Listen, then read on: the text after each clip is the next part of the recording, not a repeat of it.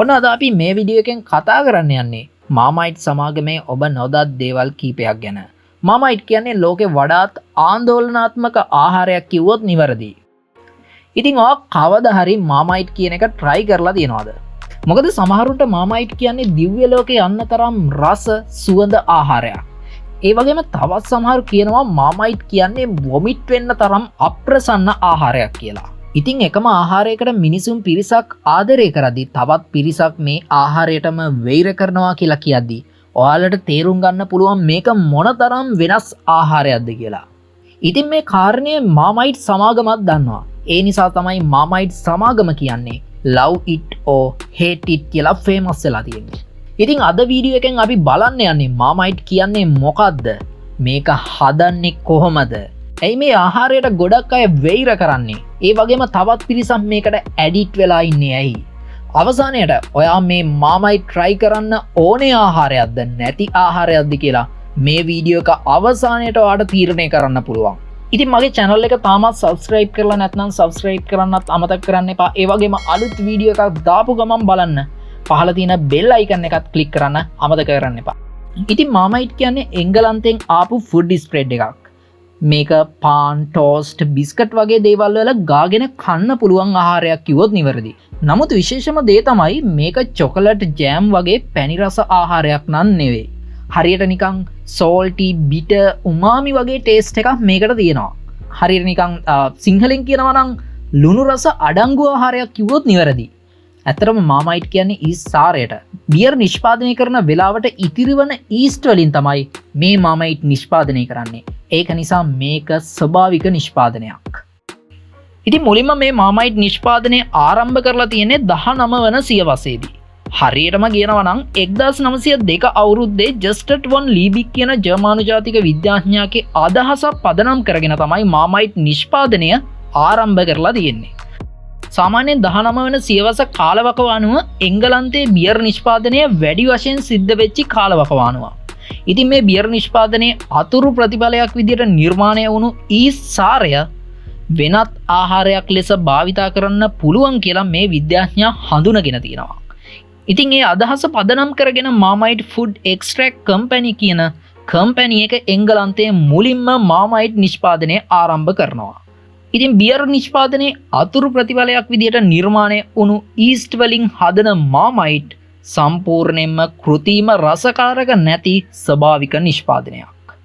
මේ ස්වභාවික ආහාරයේ ජස්ටට් වොන් ලීබික් කියන ජර්මානු ජාතික විද්‍යාඥයා නිකම්ම සොයාගත්තේ නැහැ. ඔහු බියර් ඉන්ඩස්ට්‍රි එකෙන් ඉතිරිවන ඊස්ට් ගැන රිසර්ච් එකක් කරලා තිබුණා. මේ රිසර්ච් එකේ ප්‍රතිඵලයක් විදිහට ඔහු සොයාගත්තේ ඊස්ට් එක්ස්ට්‍රැක්ට් එක තුල. එහෙමත් නැත්නම් මේ ඊස්ට් සාරය තුල ප්‍රෝටීන් සහ විටමින් B වලින් බහුල පෝෂණ අතිරේකයක් තියෙනවා කියලා ඔහු සොයාගත්තා. ඉතින් මේ සාධකයේ පදනම් කරගෙන තමයි මාමයිට් මුලින්ම නිෂ්පාදනය වුණේ. සාමාන්‍යයෙන් බියර් නිෂ්පාදනයේදී හෝප් එකතු කිරීම, ඊස්ට් එකතු කිරීම වගේ දේවල් සිද්ධ කරනවා. මේ බියර් නිෂ්පාදනයේ අතුරු ප්‍රතිඵලයක් විදිහට බියර් මණ්ඩි එකතු වෙනවා. මේ බියර් මණ්ඩි වල වැඩි වශයෙන් තියෙන්නේ ඊස්ට් සෛල. එහෙමත් නැත්නම් දිලීර. ඉතින් ඉස්සර මේ දිලීර වෙන් කරලා අරගෙන දිලීර වල සෛල බිත්තිය ඉවත් කරලා අභ්‍යන්තරයේ පවතින ඊස්ට් එක්ස්ට්‍රැක්ට් එක. එහෙමත් නැත්නම් ඊස්ට් සාරය යොදාගෙන තමයි මේ ආහාරය මුලින්ම නිෂ්පාදනය වුණේ. හැබැයි ඒ කාලයෙන් පස්සේ මේ මාමයිට් නිෂ්පාදනය ඉතා දියුණු විදිහට ආරම්භ වුණා. හැබැයි ඒ කාලේ බියර් මණ්ඩි මේ මාමයිට් හදන්න පාවිච්චි කළත් අද වෙද්දි ඒ තත්ත්වය ගොඩක් වෙනස්. අද වෙද්දි මේ මාමයිට් නිෂ්පාදනය සඳහාම සුවිශේෂී පෝෂණ මාධ්‍යයක් තුළ මේ ඊස්ට් සෛල වගා කිරීම සිද්ධ කරනවා. ඊට පස්සේ සිදු කරන්නා වූ ක්‍රියාවලි ගණනාවක ප්‍රතිඵලයක් විදිහට තමයි මේ මාමයිට් නිෂ්පාදනය සිදු කෙරෙන්නේ. ඒ වගේම විවිධ ඉන්ග්‍රීඩියන්ට්ස් එකතු කරනවා. උදාහරණයක් විදිහට ලුණු වගේ දේවල් මේ මාමයිට් වලට එකතු කරනවා. ඒ වගේම කියන්නම ඕනි කාරණාවක් තමයි මේ මාමයිට් වල රෙසිපි එක තවමත් රහසක් විදිහට තමයි තියෙන්නේ. ඒක තවමත් එළියට නිකුත් කරලා නැහැ. ඒ නිසා මේකේ අන්තර්ගත වන දේවල් පිළිබඳව ලේබල් එකේ සඳහන් කරලා තිබුණාට මේවා එකතු කරන්නේ කුමන අනුපාතවලින්ද, මේක භාවිතා කරලා තියෙන්නේ කුමන ආකාරයෙන්ද, මේකේ රෙසිපි එක මොකක්ද කියන එක සම්පූර්ණයෙන්ම තහවුරු කිරීමට තවමත් හැකියාවක් නැහැ. ඉතින් ඔයාලා දන්නවද මේ මාමයිට් වලට මාමයිට් කියන නම හැදුනේ කොහොමද කියලා? මේකටත් හරි ලස්සන ඉන්ට්‍රස්ටිං කතාවක් තියෙනවා. මාමයිට් කියන්නේ ප්‍රංශ භාෂාවෙන් එන නමක්. මාමයිට් කියන්නේ කුකින් පොට් එකකට එහෙමත් නැත්නම් ආහාර පිසින උඳුනකට ප්‍රංශ භාෂාවෙන් කියන නමක්. ඒක නිසා මාමයිට් බෝතලෙත් හරියට මේ කුකින් පොට් එක එහෙමත් නැත්නම් උදුනේ ආකාරයටම ඩිසයින් කරලා තියෙනවා. ඔයාලා දන්නවා ඒ කාලේ ඉඳන්ම මේ මාමයිට් බෝතලේ හැඩය වෙනස් වුණේ නැහැ. ඒ කාලේ ඉඳන්ම එකම විදිහට එකම ඩිසයින් එකකින්ම තමයි නිර්මාණය කරලා තිබුණේ.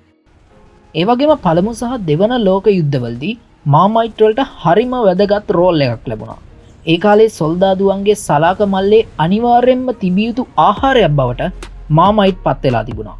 ඉතින් හැම සොල්දාදුවෙක් ගාවම වගේ තිබුණු ආහාරය තමයි මාමයිට්. ඔයාලා දන්නවද ඒකට ප්‍රධානතම හේතුව මොකක්ද කියලා? ඒ කාලේ සොල්දාදුවන්ට තිබුණු ලොකුම ප්‍රශ්නයක් තමයි නිසි පෝෂදායී ආහාර වේලක් නොමැතිකම. ඉතින් ඔයාලා දන්නවා යුද්ධයකට යද්දි ෆ්‍රෙෂ් එකේ තියෙන කෑම රැගෙන යන්න හරිම අමාරුයි. ඒ වගේම යුද්ධයක් අතරමැද ආහාර උයලා පිහලා කන්න තරම් පහසුකමකුත් නැහැ. ඒ නිසා තමයි මේ පළමු සහ දෙවන ලෝක යුද්ධවලට යන සෙබළුන්ට අවශ්‍ය වුණා ඉක්මනින් නරක් නොවන දිගු කාලයක් තියාගන්න පුළුවන් පහසුවෙන් ගෙනියන්න පුළුවන් වගේම ශක්තිජනක ආහාරයක් මේ යුද බිමට රැගෙන යන්න. ඒ සඳහා ඔවුන් තෝරගත්තේ මාමයිට්. මාමයිට් මාස ගානක් තිබ්බත් නරක් වෙන්නේ නැහැ. ශීතකරණයක් අවශ්‍යම නැහැ. කුඩා ප්‍රමාණයක් ආහාරයට ගත්තත් පෝෂණය ගොඩක් ඉහළයි. ඒ නිසා බ්‍රිතාන්‍ය හමුදා සලාක මල්ලේ අනිවාර්ය අංගයක් බවට මාමයිට් පත් වුණා. ඉතින් ඒ කාලේ සොල්දාදුවන්ට තිබුණු කොමන් ප්‍රශ්නයක් වුණේ විටමින් න්‍යූනතා රෝග.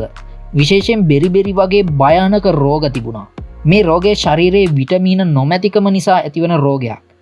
ඉතින් මාමයිට් වල විටමින් B1, B2, B12 කියන විටමීන බහුල නිසා ශරීරයේ එනර්ජියකට, ශරීරයේ පරිවෘත්තීය ක්‍රියාපාලනයට, රතුසෙයිල නඩත්තු කිරීම වගේ දේවල් මාමයිට් මගෙන් සිදු කරනවා.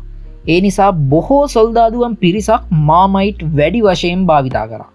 ඒ වගේම 1930-1940 කාලයේදී බ්‍රිතාන්‍ය හමුදා විසින් මාමයිට් ඔෆිෂියලි රෙකමන්ඩ් කරලා තිබුණා සොල්දාදුවන්ගේ ඩේලි ඩයට් එකට අනිවාර්යයෙන්ම එකතු කරගන්න කියලා. ඉතින් මාමයිට් සම්බන්ධ තවත් රසවත් කරුණක් තමයි පළමු සහ දෙවන ලෝක යුද්ධ සමයේ බ්‍රිතාන්‍යයේ වෙසෙන සිවිල් වැසියන්ට ආහාර ලැබුණේ ඉතාම සීමිත ප්‍රමාණවලින්. විශේෂයෙන් සීනි, මස්, බටර් වගේ ආහාර සීමිත ප්‍රමාණවලින් තමයි ඔවුන්ට ලැබුණේ. ඒ වෙලාවේ ලාභදායී සහ පෝෂදායී එකම ආහාරය බවට පත් වුණේ මාමයිට්. මේ කාලවකවානුවේ එංගලන්තයේ වෙසෙන සාමාන්‍ය ජනතාවත් වැඩි වශයෙන් පාවිච්චි කරන්න පුරුදු වුණා මාමයිට්. ඒ නිසා සාමාන්‍ය ජනතාව අතරත් විශේෂයෙන් ජනප්‍රිය වුණු ආහාරය බවට මාමයිට් පත් වුණා. ඉතින් මේ සාමාන්‍ය ජනතාව සුප් වලට පවා මේ මාමයිට් එකතු කරා. ඒ වගේම පාන් වල ගාගෙන කන්න පවා මාමයිට් යූස් කරා. ඊට සරල පෝෂදායී ආහාර වේලක් නිර්මාණය කරන්න මේ එංගලන්තයේ ජනතාව විශේෂයෙන්ම මේ මාමයිට් යූස් කරා. ඒකේ ප්‍රතිඵලයක් විදිහට තමයි මේ මාමයිට් මෙතරම් ජනප්‍රිය වුණේ.